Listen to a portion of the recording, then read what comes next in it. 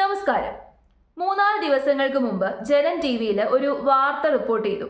ആറ്റുകാലിൽ നടന്ന ഒരു ഇൻസിഡന്റിന്റെ വാർത്തയാണ്. ആ വാർത്തയുടെ ചെറിയൊരു ക്ലിപ്പ് ഞാൻ ആദ്യം നിങ്ങളെ കാണിച്ചു തരാം. തിരുവനന്തപുരം ആറ്റുകാലിൽ ഫ്ലക്സ് ബോർഡിലെ ഭാരതാംബയുടെ ചിത്രം വികൃതമാക്കി വിദ്യാർത്ഥികൾ. മതപഠന വിദ്യാർത്ഥികളുടെ വേഷമാണ് അക്രമികൾ ധരിച്ചിരിക്കുന്നത്. സംഭവത്തിൽ പൂന്തുറ പോലീസ് കേസെടുത്തു. സംഭവത്തിന്റെ CCTV ദൃശ്യങ്ങൾ ജനം ടിവിക്ക്. ഈ വാർത്തയുടെ കൂടുതൽ വിവരങ്ങളുമായി വിനീഷ് ചേരുന്നു. വിനീഷ്, അങ്ങേയറ്റം ഞെട്ടിപ്പിക്കുകയും ആശങ്കയുളവാക്കുകയും ചെയ്യുന്ന ദൃശ്യങ്ങളാണ് ലഭിച്ചിരിക്കുന്നത്. തിരുവനന്തപുരം ആറ്റുകാലിലാണ് സംഭവം. ഫ്ലക്സ് ബോർഡിലെ ഭാരതാംബയുടെ ചിത്രം വിദ്യാർത്ഥികൾ വികൃതമാക്കുന്നതാണ് ദൃശ്യങ്ങളിൽ പതിഞ്ഞിട്ടുള്ളത്. മതപഠന വിദ്യാർത്ഥികളുടെ വേഷമാണ് ഈ അക്രമികൾ ധരിച്ചിരിക്കുന്നത്. ഇതാണ് ആ വാർത്ത. അതിനകത്ത് CCTV ദൃശ്യങ്ങളൊക്കെ തന്നെ കാണിച്ചിട്ടുണ്ട്. അപ്പൊ ഈ വാർത്തയിൽ നിന്ന്, ഈ ഒരു വാർത്തയാണ് നിങ്ങൾ കേൾക്കുന്നതെങ്കിൽ ഈ വാർത്തയിൽ നിന്ന് നമുക്ക് വലിയ രീതിയിലുള്ള ഐഡിയാസ് ഒന്നും തന്നെ കിട്ടുന്നില്ല. ആ കുട്ടികൾ ആരാണ് എന്നതിനെ കുറിച്ചോ ആ കുട്ടികളുടെ വീടോ നാടോ സ്വഭാവമോ അങ്ങനത്തെ കാര്യങ്ങളെ കുറിച്ച് ഒന്നും ഒരു ഐഡിയയും കിട്ടുന്നില്ല. ആകെ കിട്ടിയിരിക്കുന്ന ഒരേ ഒരു ഐഡിയ, അവർ മുസ്ലിം മത പഠന വിദ്യാർത്ഥികളുടെ വേഷമാണ് ധരിച്ചേക്കുന്നത്. അപ്പൊ ആ വേഷത്തിൽ നിന്ന് മാത്രം അവർ മുസ്ലിങ്ങളാണ് എന്ന് വിലയിരുത്താൻ നമുക്ക് സാധിക്കുമോ? ഇല്ല. പക്ഷെ ഇതിന്റെ കമന്റ് സെക്ഷൻ കണ്ടോ? ഈ കമന്റ് സെക്ഷനിൽ മുഴുവനായിട്ട് മുസ്ലിങ്ങളെ കുറ്റം പറഞ്ഞേക്കാണ്. അവരുടെ മതമേ അങ്ങനെ ആയതുകൊണ്ട് തന്നെ, തീവ്ര വിശ്വാസികളായതുകൊണ്ടാണ് അവരിങ്ങനെയായത്, അങ്ങനെ മൊത്തത്തിൽ കുറ്റം പറഞ്ഞേക്കാണ്. പക്ഷെ ഞാൻ ഈ കാണിച്ചേക്കുന്ന കമന്റ് കണ്ടോ? ഈ കമന്റിൽ പറഞ്ഞേക്കുന്ന കാര്യമാണ് എനിക്ക് പറയാനുള്ളത്. അവരുടെ വേഷം മാത്രം വെച്ചുകൊണ്ട് നമുക്കൊരു നിഗമനത്തിൽ എത്താൻ വേണ്ടി സാധിക്കത്തില്ല. അവരെക്കുറിച്ച് മുഴുവൻ ഇൻഫർമേഷനും വരട്ടെ, കാര്യങ്ങളെല്ലാം വ്യക്തമായിട്ട് അന്വേഷിക്കട്ടെ. അന്വേഷിച്ചതിന് ശേഷമല്ലേ നമ്മൾ ഒരു നിഗമനത്തിൽ എത്തിച്ചേരേണ്ടത്. പക്ഷെ ഇപ്പോ നമ്മുടെ നാട്ടിൽ നടക്കുന്ന സ്ഥിതിവിശേഷം അതൊന്നുമല്ല. എന്തെങ്കിലും ഒരു സംഭവം കണ്ടു കഴിഞ്ഞാൽ നേരെ ചെന്ന് ആ മതത്തെ കുറ്റം പറയുക, ആ മതത്തിൽ വിശ്വസിക്കുന്ന ആൾക്കാരെ കുറ്റം പറയുക, അവരെ മോശക്കാരായിട്ട് ചിത്രീകരിക്കുക.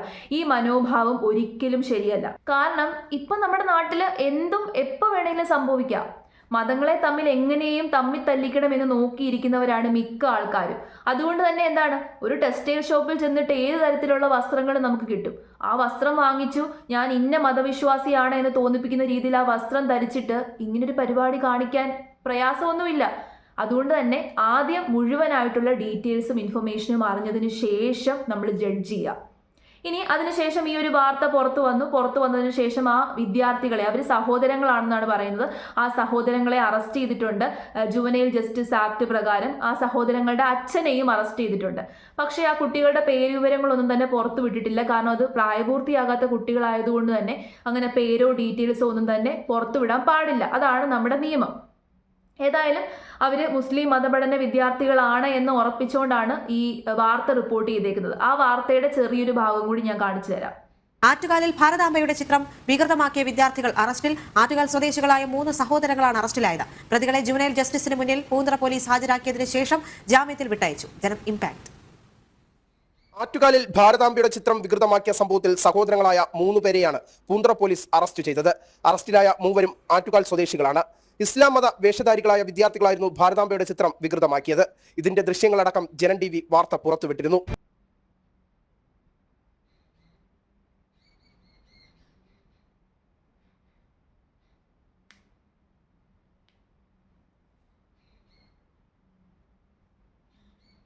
അപ്പൊ ഏതായാലും ഇങ്ങനൊരു ഇൻസിഡന്റ് ഉണ്ടായി. ഇത് വളരെ ഗുരുതരമായിട്ടുള്ളൊരു ഇൻസിഡന്റ് ആണ്.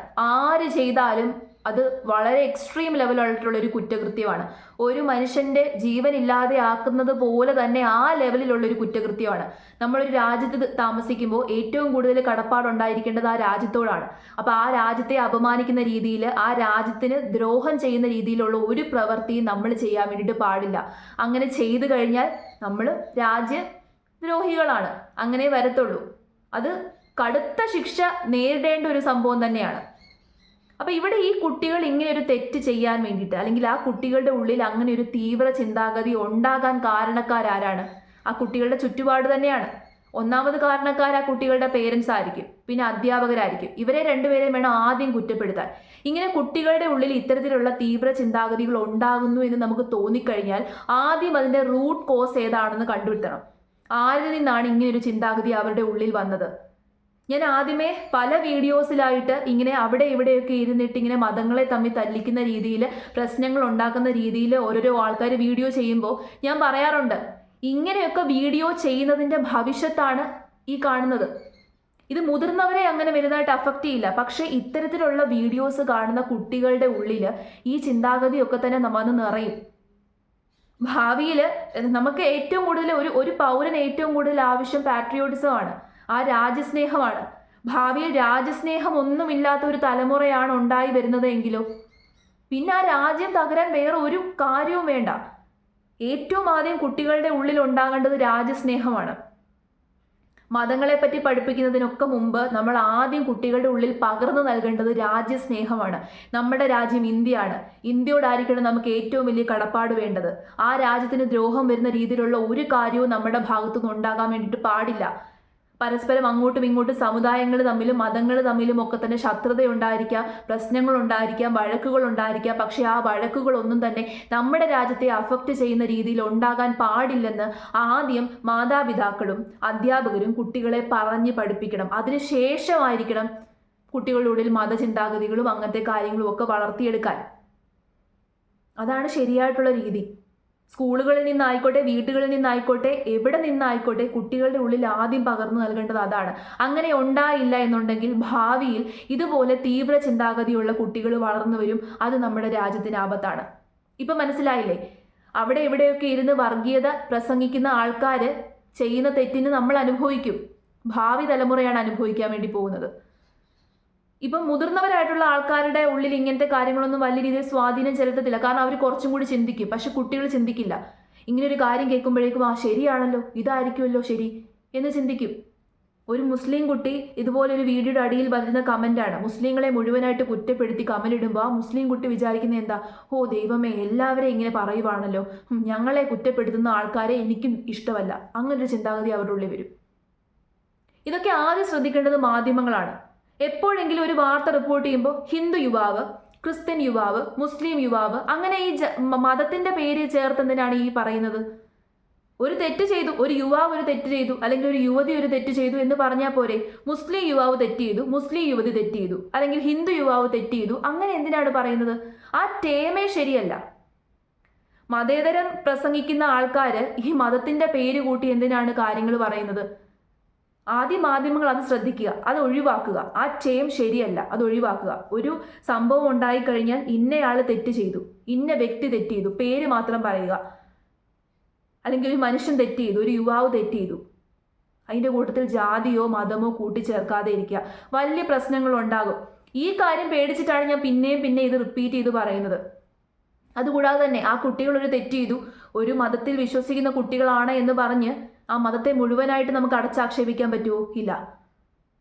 കുറിയിട്ടെന്ന് പറഞ്ഞാലും അങ്ങനെ വേഷം ധരിച്ചെന്ന് പറഞ്ഞു കഴിഞ്ഞാലും ഖുറാൻ വായിച്ചാലും ബൈബിൾ വായിച്ചാലും ഗീത വായിച്ചാലും അൾട്ടിമേറ്റ്ലി അതൊരു മനുഷ്യന്മാർ തന്നെയാണ്.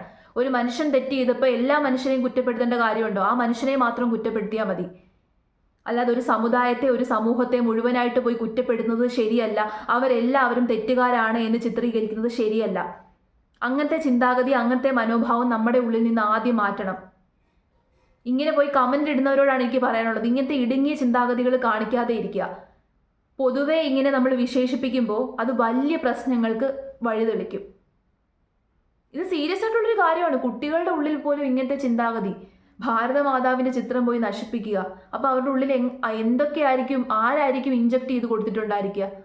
ആ ഇഞ്ചക്ട് ചെയ്ത് കൊടുത്ത ആളെ കണ്ടുപിടിക്കണം. കൊടുത്ത ആളെ കണ്ടുപിടിച്ചിട്ട് അയാൾക്കാണ് കൃത്യമായിട്ടുള്ള ശിക്ഷ കൊടുക്കേണ്ടത്. എന്നിട്ട് ഈ കുട്ടികളെ പറഞ്ഞ് മനസ്സിലാക്കണം. ഇങ്ങനെ കാണിക്കുന്ന കുട്ടികൾക്ക് മാതൃകാപരമായിട്ടുള്ള ശിക്ഷ കൊടുക്കണം. അവരെ പറഞ്ഞ് മനസ്സിലാക്കണം, ഇതല്ല യഥാർത്ഥത്തിലുള്ള രാജ്യസ്നേഹം, എന്താണ് കാര്യങ്ങൾ എന്ന് കൃത്യമായിട്ട് പറഞ്ഞ് മനസ്സിലാക്കി പഠിപ്പിക്കണം.